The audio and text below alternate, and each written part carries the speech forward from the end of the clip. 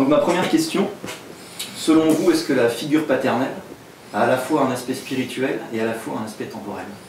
Bien sûr, c'est bien évident que le père contribue à la création de l'enfant. Et il contribue aussi à son environnement, à son éducation, y compris dès la prime enfance. Parce qu'une grande partie de l'éducation procède du mimétisme.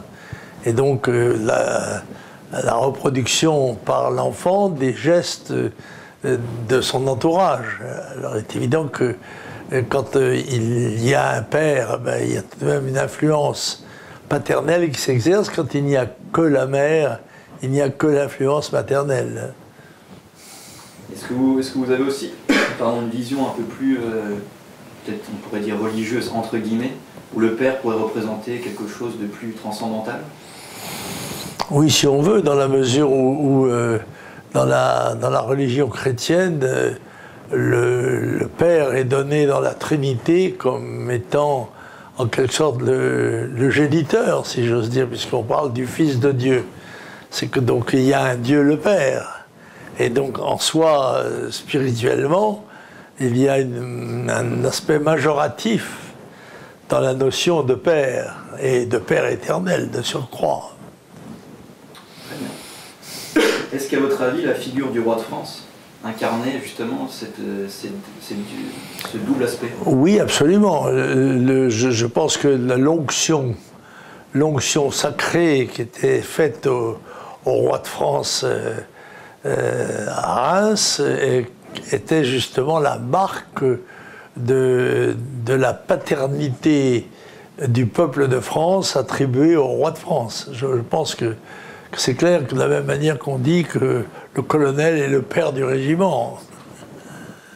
On disait souvent le roi c'est un peu le père du peuple et son représentant terrestre c'est le père de la famille. Oui, je crois que ça c'était indiscutable en tous les cas sous la monarchie. Depuis, parce que nous avons une multiplicité de pères, nous avons des pères successifs. Et pas toujours très convaincant, il faut dire la vérité. Vous pouvez donner des exemples de ce dont vous parlez? Non, je ne sais pas. C'est sûr que la République étant même quand elle a un aspect monarchoïde comme la Cinquième République, est par définition une succession de responsables. Donc on ne peut pas assimiler le président de la République, par exemple, à un père, dans la mesure où il change tous les 5 ans. Et où il n'a pas toujours, cela étant, toujours le prestige que peut avoir aux yeux de l'enfant le père, bien évidemment. On pourrait même dire que l'État français aujourd'hui, sa matrice est plutôt l'État mère en fait qui donne un peu ses enfants. Oui, mais ça, vous abordez là le problème de comment dirais-je, de l'érosion du rôle paternel dans la famille et dans la société, et même du rôle masculin, on peut dire. Et ceci s'explique par l'évolution des temps, en ce sens que pendant très longtemps, la mère a eu pour tâche fondamentale, essentielle, la naissance de la famille, d'abord, bien sûr, parce que c'est par elle que ça procède, mais aussi son développement. Et que depuis que, en particulier, le travail féminin, il est bien évident que la femme a dû consacrer une partie de son rôle de mère à son rôle d'employée, si j'ose dire, de travailleuse, comme dirait Madame Duclos. et donc, mais je crois aussi que la figure paternelle s'est dégradée en exécution de la consigne de Freud, tuer le père, il faut tuer le père.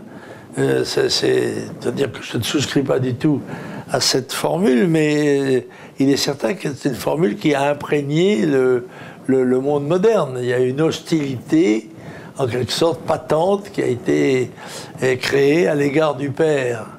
Et à partir de là, on assiste à une féminisation de la vie sociétale et même politique. Non pas que, je ne crois pas que les femmes ont des capacités. D'ailleurs, nous, au Front National, notre icône, c'est une femme. Et même une jeune fille, puisque c'est Jeanne d'Arc. C'est-à-dire que nous ne contestons pas le rôle de la femme dans la société, bien loin de là, et le rôle de la mère, mais il y a aussi, les guerres ont joué ce rôle, n'est-ce pas? Pendant les guerres, et bien donc les femmes ont été obligées de remplacer leur époux, leur mari à l'ouvrage. Mais c'était banal dans ma province d'origine. Moi, je suis fils et petit-fils de marins-pêcheurs.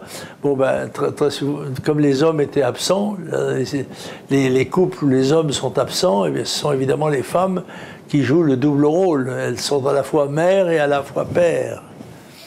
On dit souvent que la Première et la Deuxième Guerre mondiale ça a été la fin de la masculinité en Europe, de la virilité en Europe. Oui, je pense que moi j'ai assisté, et je me suis rendu compte, étant enfant et adolescent, qu'il y avait dans mon village des jeunes filles très belles, d'ailleurs pour la plupart, étaient très jolies, qui allaient en fait se dessécher sur pied, qui n'auraient comme objectif dans la vie que de faire le catéchisme aux enfants et de faire partie de la chorale du curé, puisque ceux qui étaient susceptibles d'être leur mari ou même leur amant avaient été tués, avaient disparu. D'un village comme le mien, la Trinité-sur-Mer, je crois qu'il y a 72 soldats qui ont été tués. Donc c'est dire le manque que ça a représenté, et bien évidemment une certaine relative surpopulation féminine par rapport à la population masculine, les mères et les femmes ayant rempli d'ailleurs des rôles masculins par obligation pendant la guerre. Je reviens un peu en arrière où on était sur le roi de France. Est-ce que selon vous la mort du roi est symboliquement la mort du père, quelque part, du père de France, quoi? Oui, on peut considérer que, ésotériquement parlant, le roi étant considéré comme le père du peuple, sa décapitation, en s'agissant du roi Louis XVI, a été tout à fait un signal, en quelque sorte une marque de la, comment dirais-je, de la réduction du rôle paternel. C'est vrai qu'il y a eu là une espèce de parricide, pas seulement un régicide. En plus, c'est un peu couplé avec le fait que la religion catholique a été complètement renversée par une espèce de contre-religion maçonnique, entre guillemets, qui a enlevé l'autorité et mis l'égalité à toutes les sauces. Oui, ça, sur ce terrain-là, je ne vous suivrai pas forcément, parce que je ne suis pas d'abord un spécialiste de ces problèmes religieux, mais je crois que dans la religion catholique, tout de même, enfin, si elle est toujours inspirée par les mêmes textes, le rôle du père reste très important, même si le rôle de la mère est plus émouvant, parce qu'il est celle de la Vierge Marie, donc qui quand même qui est une image très très forte de la souffrance, de la perte d'un enfant, c'était en l'occurrence son fils. Vous vous considérez comme catholique ou... Oui, moi je suis catholique. Bon, je suis profondément catholique sur le plan, comment dirais-je, civilisationnel. Bon, je ne suis pas plus royaliste que le roi, ni plus catholique que nos évêques. Et par conséquent, je participe du mouvement général de comment dirais-je, d'éloignement de la pratique religieuse. Mais ça n'emporte pas dans mon esprit d'hostilité ni de contestation. Simplement, ben voilà, je fais un peu comme tout le monde. On dit souvent, aujourd'hui on entend à droite à gauche, que la virilité musulmane est en train de remplacer l'ancienne virilité catholique. Alors il est sûr que il y a compétition, il y a toujours eu compétition entre les religions, explication du monde, en quelque sorte. Et c'est sûr que le dynamisme musulman est lié très directement, je crois, au dynamisme, comment dirais-je, démographique, puisque les musulmans sont maintenant plus d'1 milliard, et une population jeune, et que l'islam est une religion simple, et par conséquent facile à appréhender, si vous voulez. Hein, il y a 5 obligations, puis la récompense du paradis est plus accessible, semble-t-il, que celle de la religion chrétienne ou d'autres religions. Et c'est sûr qu'il y a là un risque, on le voit d'ailleurs, moi quand j'étais des enfants, les missionnaires convertissaient les agnostiques à la religion catholique. Maintenant, ce sont les musulmans qui provoquent l'adhésion, la conversion à leur religion. Comme d'ailleurs cela se sait, est mis en scène aussi, il faut le dire, médiatiquement par en particulier les islamistes et Daesh. Oui, ce sont des mouvements financés par l'Occident, finalement. Oui, les oligarchies, en tout cas. Oui, enfin, je crois qu'ils sont tous financés beaucoup par le pétrole. Ils sont financés par les États, quand même, grosso modo, les États musulmans du Moyen-Orient. Essentiellement, je pense que c'est ça. Mais c'est pas pas seulement un problème de finance. C'est un problème comment dirais-je, de croyance, de foi. C'est sûr qu'il y a un renouveau qui, je crois, moi, est lié à la démographie, qui chez nous se traduit par un flux très, très fort d'immigration, essentiellement musulmane,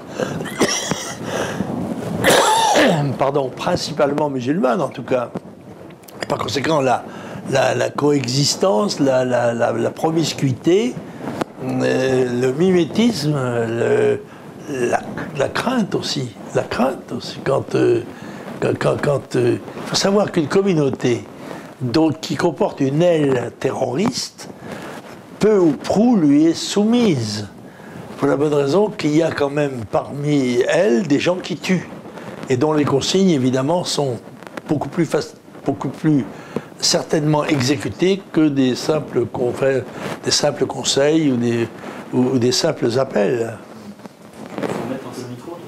Si là, il ne va pas, il ne va pas bien, il frotte. Ah, il a glissé, c'est la... En fait, je pense qu'il peut. C'est la cravate qui a glissé. Allez-y, faites un petit test de son.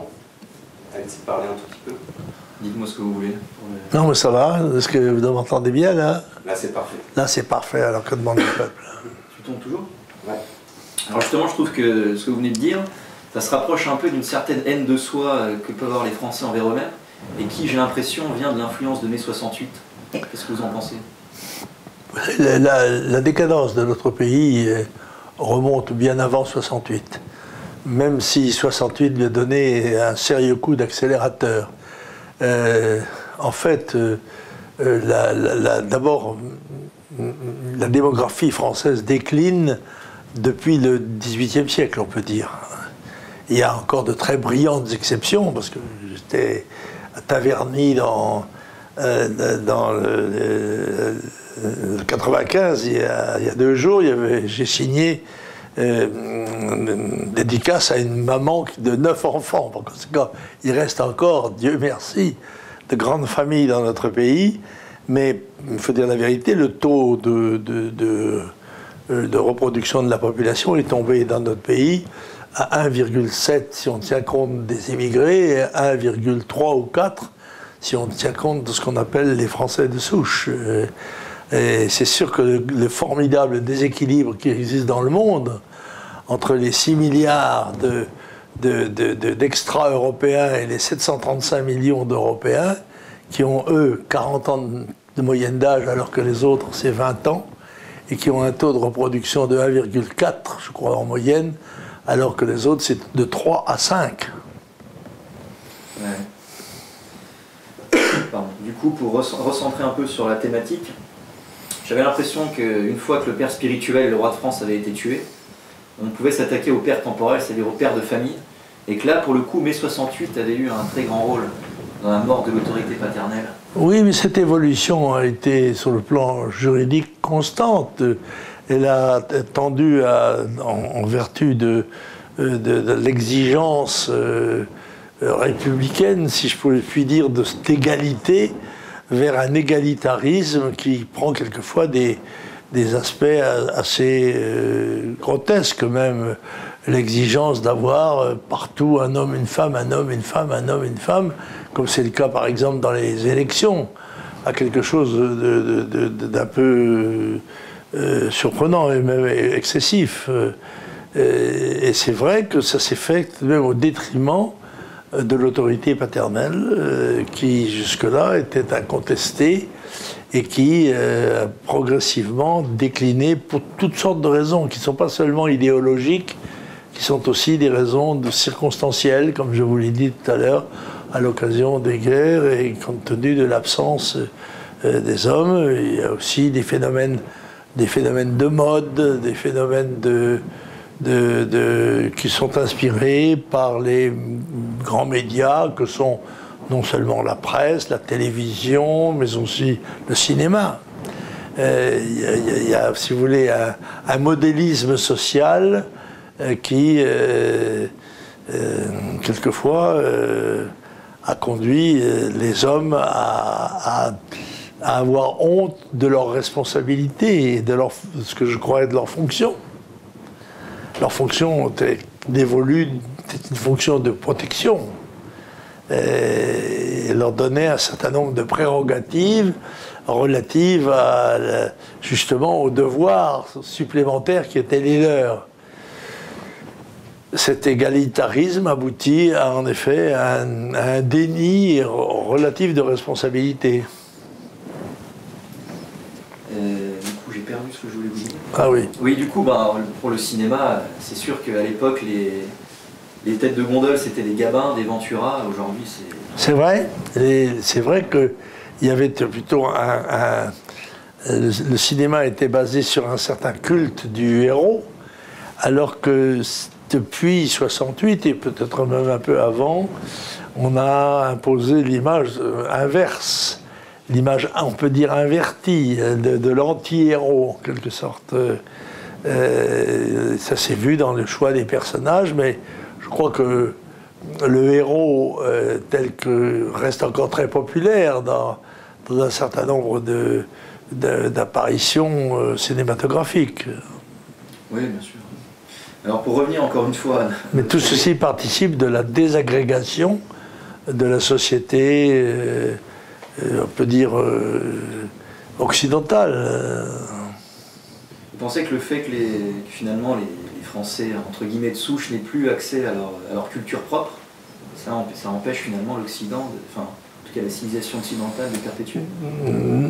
Je crois que cette désaffection, cette décadence touche tous les Français, quelle que soit leur origine, malheureusement. Je crois que le fait d'être un Français de souche ne vous met pas systématiquement à l'abri d'être un porteur de la décadence. Alors du coup, on a brossé un peu depuis le roi de France, là on arrive à notre moment contemporain, avec tout ce qui est théorie du genre, mariage pour tous, GPA, PMA, etc. Est-ce qu'à votre avis, ces lois vont aboutir vraiment à la destruction de la figure paternelle? Non, tout à fait. Je suis très hostile. Moi, j'ai vécu dans un monde très féminin, puisque mon père est mort pour la France pendant la guerre, je suis le pupille de la nation, et j'ai eu un environnement de femmes, puisque j'ai été élevé par ma mère, que j'ai été marié 2 fois, donc j'ai eu 2 femmes différentes, j'ai eu 3 filles, et par conséquent, j'ai une grande estime pour pour les femmes. Je ne crois pas du tout. Je crois par exemple, j'ai cité l'autre jour des exemples d'héroïnes françaises qui me sont plus facilement venus à l'esprit que de héros français. Bon, je donc crois tout à fait capable, mais ce sont d'autres, comment dirais-je, la femme n'est pas l'homme. Ils ne sont pas comparables, ils sont complémentaires, bien évidemment. Mais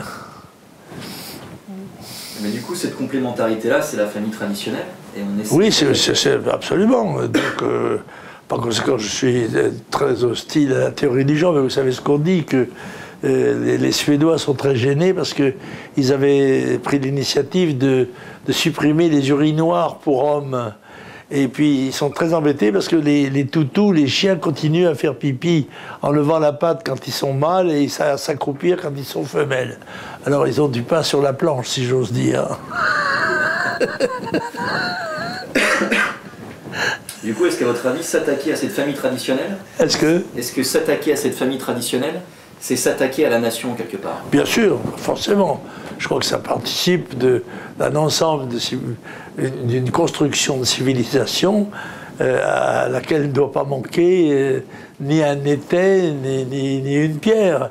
Parce que tout ce qui attaque cet ensemble contribue à l'affaiblir, bien évidemment. Et donc je suis, moi, dans ce domaine, dans le meilleur sens du terme, conservateur. On dit souvent que la famille, c'est le socle de la nation. C'est évident. C'est une reproduction. La nation est elle-même une conjonction, une addition et un groupement de familles qui se sont dans des frontières précises, qui se sont agglomérées, agglutinées historiquement par des affinités qui leur sont propres et les font différents des autres. Je suis tout à fait hostile à la réduction du monde à un type humain unique, même si je reconnais à chaque homme ou femme la dignité individuelle, quelle que soit sa race ou sa religion. Il n'en reste pas moins qu'il y a des civilisations qui se sont érigées, qui ont brillé, qui ont influencé le monde. Et dans ce domaine-là, nous n'avons pas à avoir honte de la nôtre, même si elle comporte toute une série d'aspects négatifs, comme toute action humaine d'ailleurs, et des responsabilités morales lourdes. Eh bien, elle a quand même, à mon avis, été un élément extrêmement positif dans l'histoire du monde. Tout ça vu évidemment à l'échelle des galaxies, dont vous savez que la nôtre n'est qu'une de milliards d'entre elles. C'était pas ma prochaine question sur la galaxie, mais finalement, ce qu'on a dressé comme bilan, c'est un peu le bilan du mondialisme. Est-ce que vous voyez dans tout ça un projet d'homme indifférencié? D'abord, il y a deux phénomènes qu'il ne faut pas confondre. Il y a la mondialisation, qui est en quelque sorte une conséquence de l'évolution d'un certain nombre de facteurs, et en particulier des facteurs de communication. Aussi bien humain que spirituel ou théorique, si vous voulez. Bon. Et puis il y a le mondialisme, qui est une philosophie qui est en quelque sorte presque une religion de ceux qui considèrent que la mondialisation est une bonne chose et qu'il faut l'accélérer ou l'aggraver. Et moi, je ne suis pas du tout mondialiste. Je crois que cette évolution peut et doit rester contrôlée et que l'homme reste le centre essentiel de toute activité humaine et de civilisation. Et par conséquent, je suis moi personnellement partisan de la nation. Je crois que la nation reste, même au XXIe siècle, encore le cadre le plus performant pour la défense de l'identité, de la sécurité, de la liberté, de la prospérité, de la culture, de la langue d'un peuple. Et si les Français ne sont pas des Italiens, les Italiens ne sont pas des Allemands, je dirais tant mieux, non plus des Anglais. Et la folie de l'Europe, c'est de telle qu'elle était promue par M. Monnet ou Koudenov-Kalergi, c'était de dire que nous voulions une Europe qui soit à l'instar des États-Unis, comme si l'Allemagne pouvait s'inspirer du Connecticut ou que la Floride soit l'Espagne. Tout ça est dérisoire. Par conséquent, je suis tout à fait un patriote français, convaincu d'appartenir à la civilisation européenne et à l'espèce humaine, mais je crois que nous avons intérêt à garder nos caractéristiques, nos spécificités, nos différences, parce que le monde, l'ennui n'acquitte un jour de l'uniformité. Est-ce que vous avez cette crainte vraiment de voir apparaître, si toutes ces lois continuent à avancer, un homme indifférencié, c'est-à-dire sans sexe, sans race, sans religion, sans racines? Ou c'est quelque chose qui vous paraît impossible? Oui, mais je crois que bien avant cela, nous risquons de disparaître comme entité vivante, submergée par les vagues migratoires qui vont être consécutives de l'explosion démographique du monde. Si nous n'avons pas le réflexe de défense légitime de ce que nous sommes, de notre espace, de notre pays, derrière ses frontières, comme cela a été le cas pendant des siècles, eh bien, nous disparaîtrons. Nous disparaîtrons en tant que nation, vous voulez dire, en tant qu'entité humaine définie et libre, nous serons submergés, comme l'est une plage à marée montante. Pardon. Alors on arrive à ma dernière question, je voulais essayer d'avoir un message optimiste. Qu'est-ce qu'on peut avoir comme message optimiste après cet état de fait? Il n'est pas nécessaire d'espérer pour entreprendre, ni de réussir pour persévérer, disait Guillaume d'Orange. Alors par conséquent, je suis partisan de cette devise et je suis plein d'espoir. La preuve, c'est que je continue le combat, bien que théoriquement j'aurais dû prendre ma retraite depuis 26 ans déjà. Je suis donc toujours sur le terrain. C'est parce que j'espère toujours dans la victoire de mes idées que je crois justes. Est-ce que vous pensez que ces idées-là viendront par les urnes vraiment, ou vous imaginez d'autres moyens Écoutez, ce que je dis souvent à mes auditoires, c'est sur le papier, c'est foutu.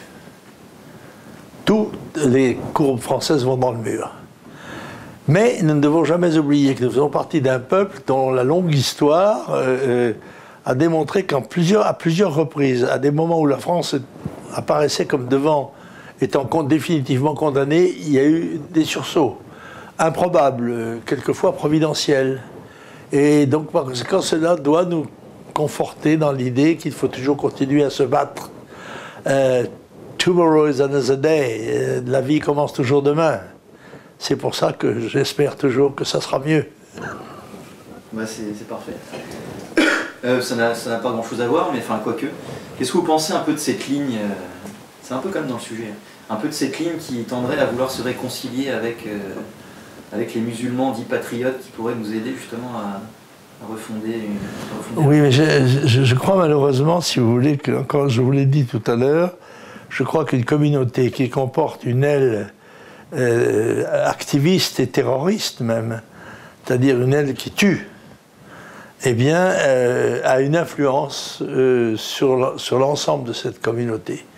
Et que par conséquent, ça la coupe, même s'il y a des gens, je crois tout à fait qu'il y a des musulmans puissent être des citoyens français, mais ça implique qu'au moment des choix, qu'ils choisissent la France, ce qui n'est pas forcément certain, compte tenu de la menace qui pèse sur eux. Parce que quand c'est un choix libre, après tout, chacun essaye de convertir l'autre à la justesse de ses vues.